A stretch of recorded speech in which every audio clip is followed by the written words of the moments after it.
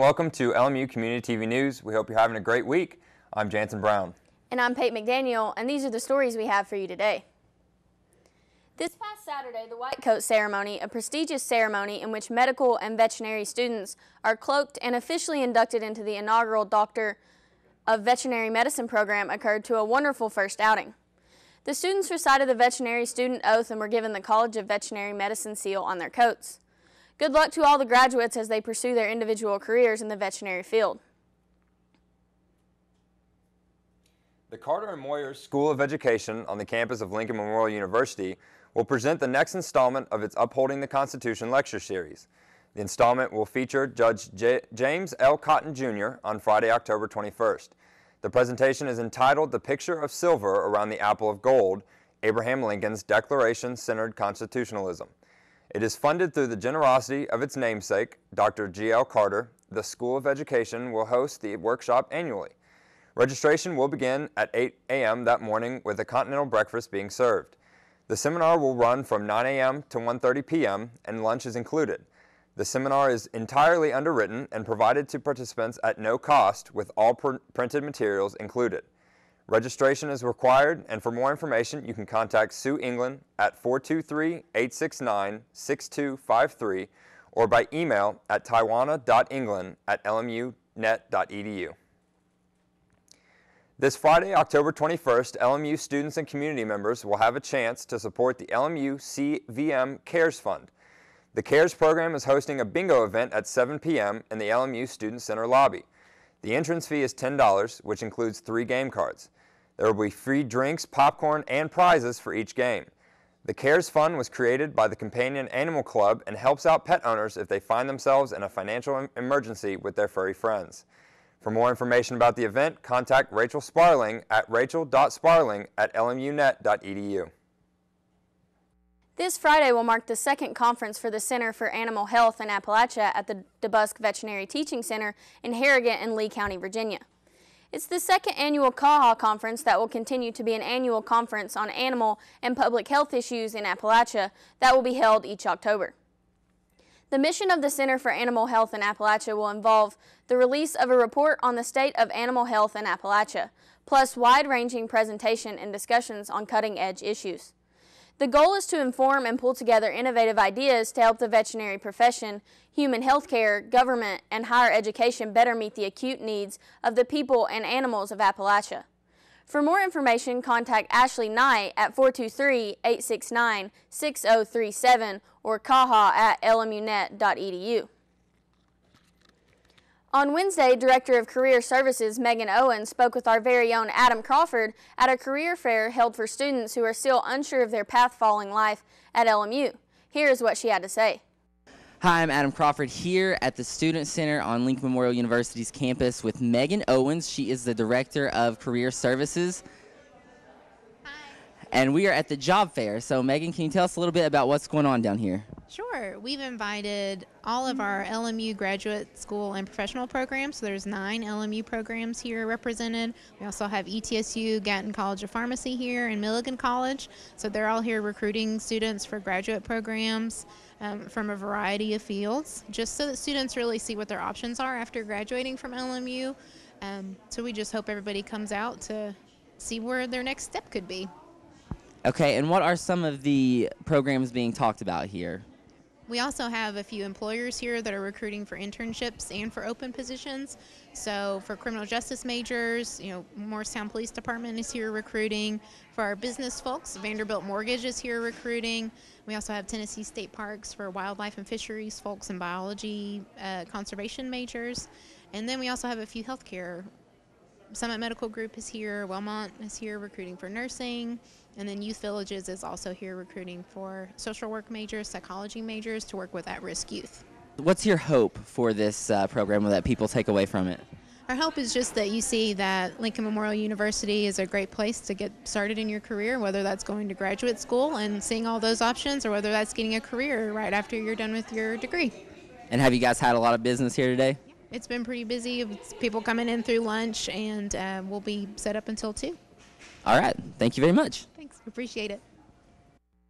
For more information on what services are provided, you can visit the Lincoln Memorial University homepage at www.lmunet.edu.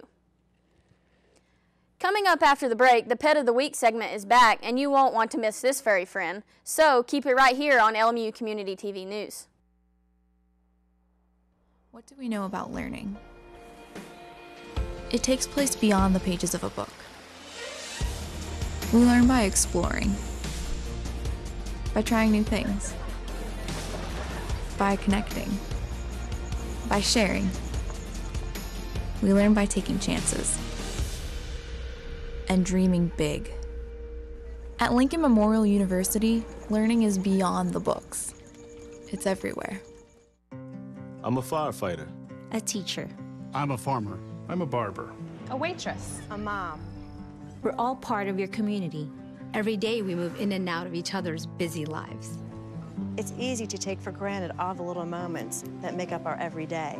Some are good, others not so much. But that's life. It's when you experience a moment of uncertainty. Something or someone's behavior that doesn't seem quite right. These are the moments to take a pause. Because if something doesn't feel right, it's probably not. It's not about paranoia or being afraid. It's about standing up and protecting our communities. One detail at a time. Because a lot of little details can become a pattern. We trust our instincts. Just like you should. Because only you know what's not supposed to be in your everyday. So protect your everyday. If you see something suspicious, say something to local authorities. Come on, it's not that hard. My big man fingers are having a problem with these little tiny buttons. Whoa, watch it there. Your blood pressure's gonna go through the roof. Tell me about it. I'm trying to learn how to get it down. Instead, it keeps going up. High blood pressure can increase the risk for heart attack or stroke. Learn how to keep yours at a healthy range. Ever hear a voice command? Just say text barbershop to 97779. That's not what I said. Just give me that. Now my blood pressure's up. The Presidential Search Committee for Lincoln Memorial University has identified Dr. Clayton Hess as the first candidate for an on-campus interview. The interview is being held for the position of president of the university. You are invited to attend the presentation in open forum with the candidate on Tuesday, October 18th at 1:30 p.m. The event is being held in the Hamilton Math and Science Building, room 301, followed by a reception in room 300. His presentation will be entitled Opportunities and Challenges for Lincoln Memorial University in a Changing Higher Education Environment. All faculty, staff, and students are encouraged to attend and meet the candidate. The LMU Music Department will welcome the University of Alabama at Birmingham Chamber Trio on Tuesday, October 18th at the Sam and Sue Mars Performing Arts Center located in Duke Hall. The Chamber Trio that consists of Dr. Denise Gainey, Dr. James Zingara, and Dr. Chris Steele was established in 2012 and has performed in numerous states and in events such as the College Music Society Southern Region Conference and the Alabama Music Educators Conference. This concert is open to the public and is free. The concert will begin at 7:30 the night of the 18th. A world engineering feat completed right here in the tri-state community is 20 years old. Many local commuters forget what travel was like before the completion of the Cumberland Gap Tunnel.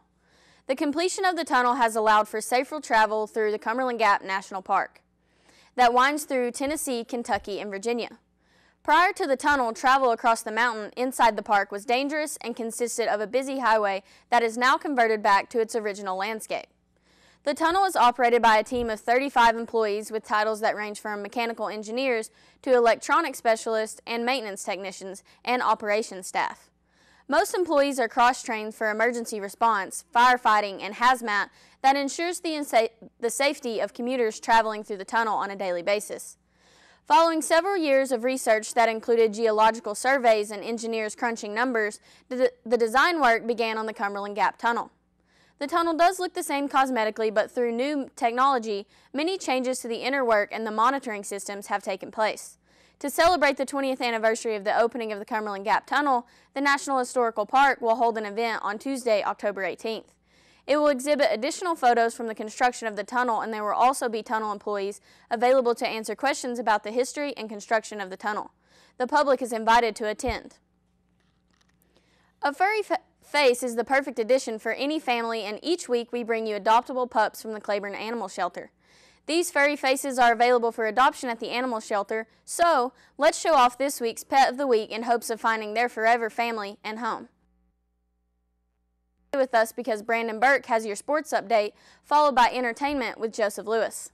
Hey everybody, it's Ashley here, and I am with Amy from the Claiborne Animal Shelter, and we have got a new kind of segment with a cat this time. Now, normally on our pet segments, we are usually with a dog, and that'll come later on, but today we've got this cute little cat. She's not a kitten at all. When they brought her in, they said, look at the kitten. This is not a kitten. This is a ginormous cat, like Garfield size, I would say.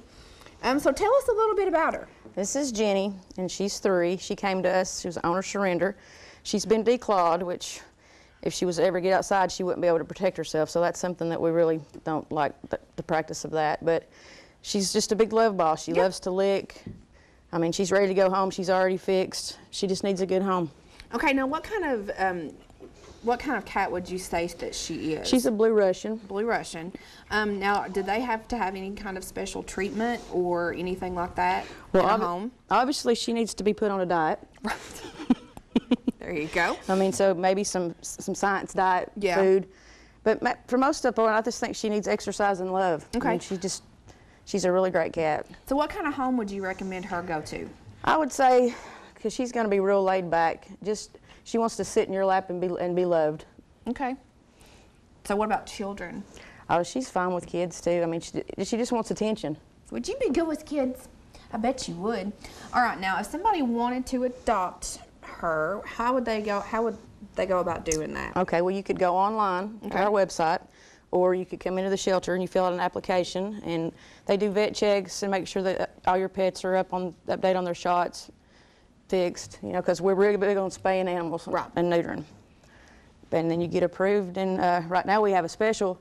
It's 2 for $50, because it's $50 to adopt, and you get a second one because we've got so many cats. Right. So you could get 2 for $50, and they would go home fixed and all their shots. Okay. Now, because she was an owner surrender, she came in declawed. Now, explain, you know, the fact of why she couldn't be an outside cat. Well, she couldn't defend herself. Right. I mean, against other animals. I mean, she'd have to stay inside. Right. But, you know, she wouldn't mess up your furniture. She wouldn't scratch you. Right. So you would be good for kids. You couldn't scratch them. All right. So if you would like to make her a part of your home, you can go to the Claiborne Animal Shelter website, or you can visit them on Facebook, or you could even go out there and give her a visit.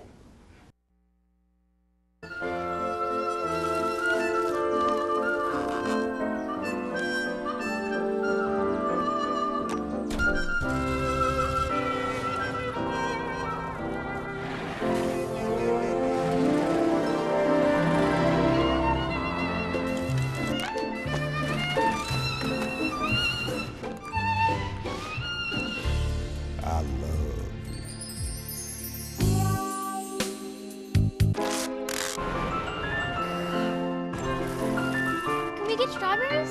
Okay.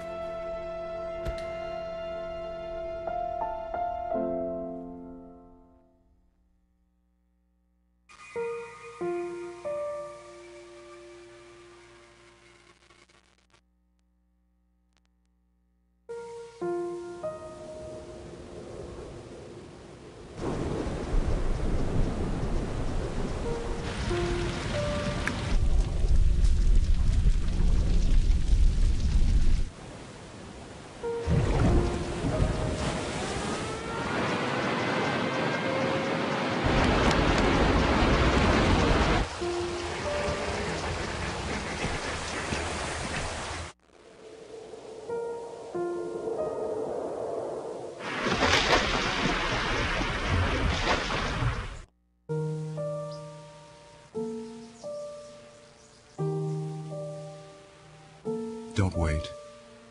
Communicate. Make your emergency plan today.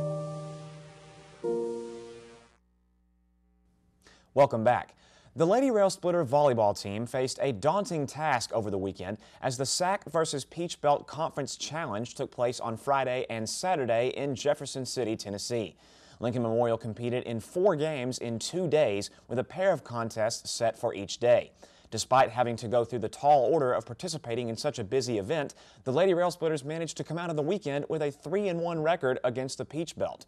On Friday, LMU took care of business in impressive fashion, defeating the Jaguars of Augusta University 3-1 before turning right around to sweep the Lander Bobcats 3-0. The following afternoon, Lincoln Memorial would win yet again over the Bobcats of Georgia College 3-2 before fatigue finally settled in and the Lady Rail Splitters lost their final outing of the event to the Pacers of USC Aiken 3-1. LMU has continued to impress as the season moves on, taking a total of 3 of the 4 contests in Jefferson City. The Lady Rail Splitters, who now hold a 16-3 overall record, will put their 10-1 South Atlantic Conference mark on the line this Tuesday, October 18th, for a home matchup with the Eagles of Carson Newman. The Lady Rail Splitters will be competing in their 5th game in a span of 5 days, and Lincoln Memorial is undefeated inside the Mary Mars Gymnasium in 2016. And for students attending the rivalry matchup, it is Dig Pink Night from Harrogate, Tennessee. The LMU Sports Network will have coverage of the event on www.lmurailsplitters.com with live video. The LMU women's soccer team pulled off a thrilling victory over the Coker Cobras on Saturday afternoon, winning the South Atlantic Conference matchup 2-1 in double overtime. Lincoln Memorial found themselves on the board just 9 minutes into the contest after Alyssa Berry notched her first goal of 2016 off of an assist from Polisa Chapendo. The Lady Rail Splitters would ride their 1-0 lead throughout the rest of the first half until the Cobras evened the score just 3 minutes into the second half of play. With neither side able to generate the tie-breaking score, the game was forced into a first and then later second overtime period.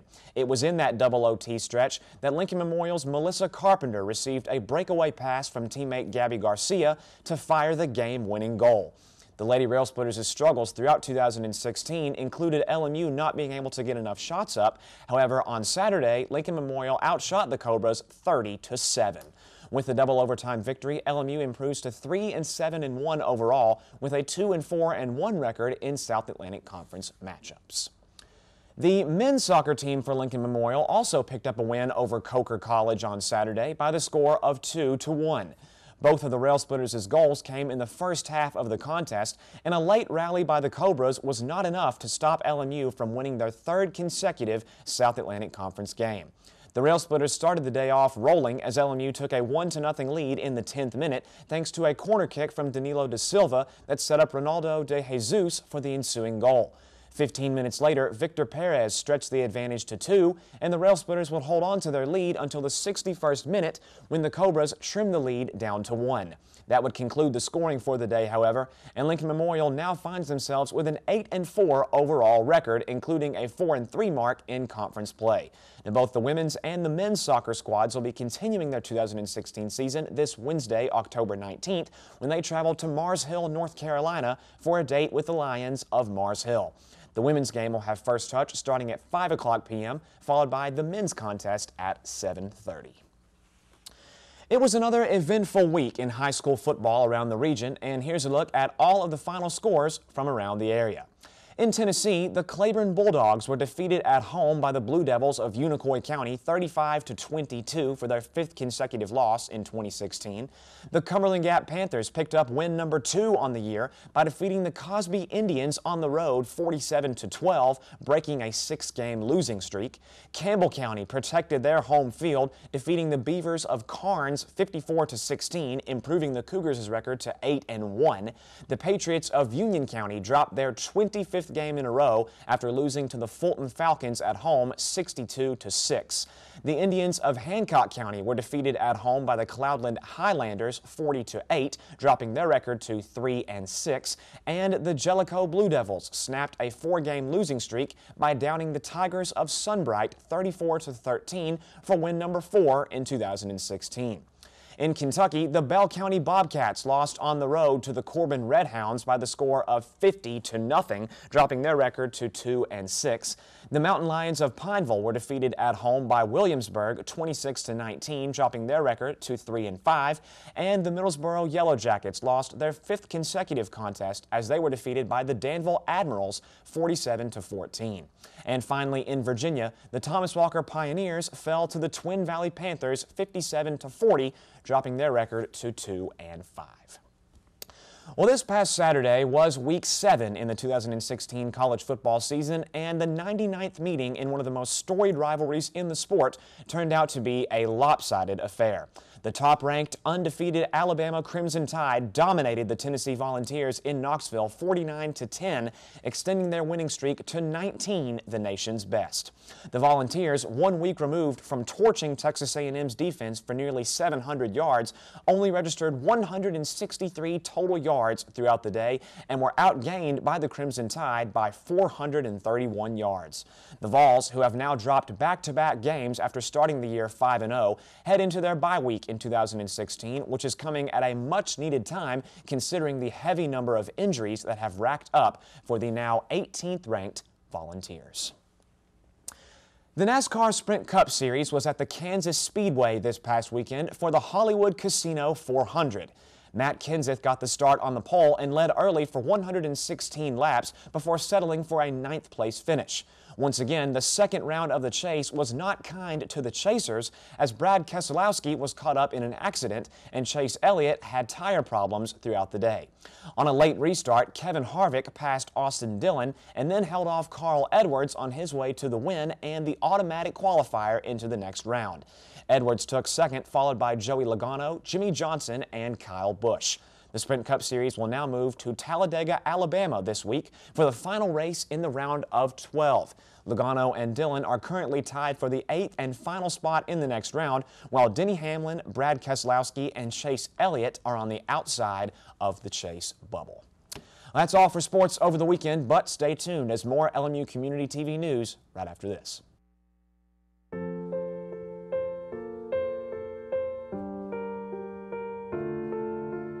This is why you get by on 4 hours sleep.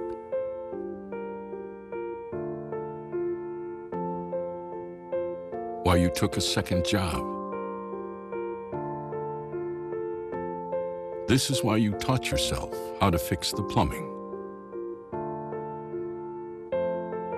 and spend hours juggling the bills.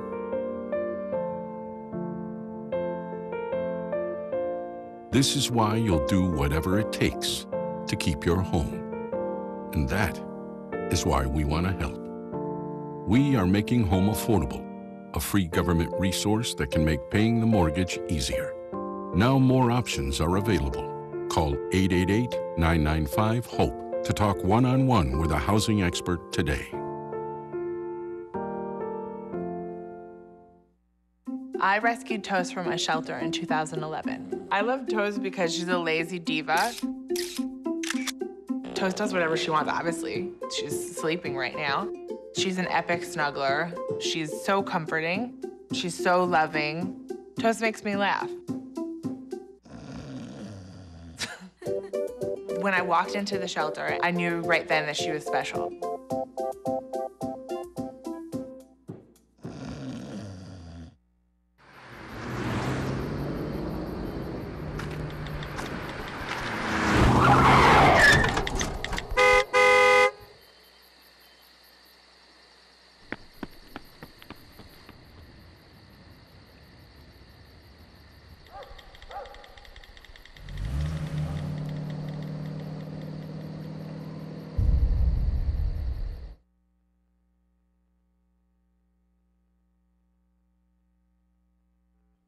Hello, I'm Joseph Lewis, bringing you all the latest information in the world of movies. Tops at the box office this weekend were led by the Ben Affleck starring action thriller The Accountant, taking $25 million and mirroring last weekend's debut of the equally adult-oriented The Girl on the Train. While audiences seem to have responded positively to the film, most critics were underwhelmed, citing Affleck's performance as its only major plus. With a modest $40 million budget, the film should turn a profit rather quickly. Following at number 2 was the stand-up comedy concert film Kevin Hart, What Now?, starting its run with $12 million, the largest opening ever for a release such as this. His previous concert, 2013's Let Me Explain, opened on less than 1,000 screens, whereas What Now? Has been given a release comparable to most major Hollywood productions, and this, along with the comedian's ever-growing following, accounts for its early success. Up next at number 3 was last week's winner, Tate Taylor's The Girl on the Train, adding $12 million onto its now $46 million domestic gross.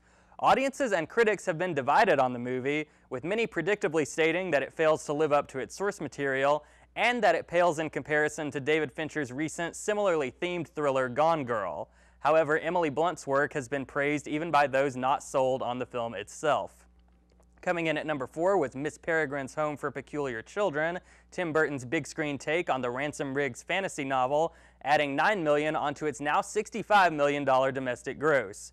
Reviews for the film have been largely mixed, with Burton's distinctive trademark style favored over the actual storytelling, and with a production budget of over $100 million, Miss Peregrine still has a ways to go toward turning a profit.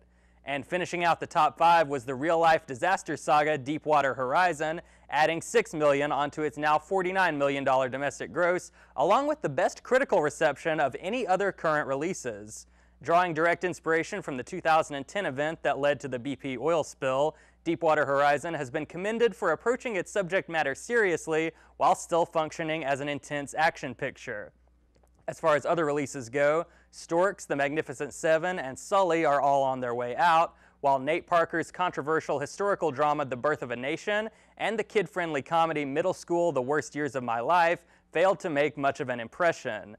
Meanwhile, the weekend's other major release, the low-budget sci-fi film Max Steel, crashed and burned right out of the gate with just over $2 million and little hope of catching fire with audiences.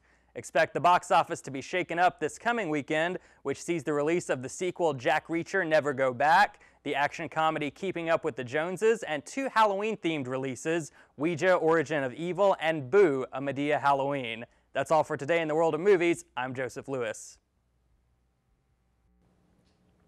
That will do it for today's edition of LMU Community TV News. I'm Peyton McDaniel. And I'm Jansen Brown. We'll be back on Thursday. Have a great week.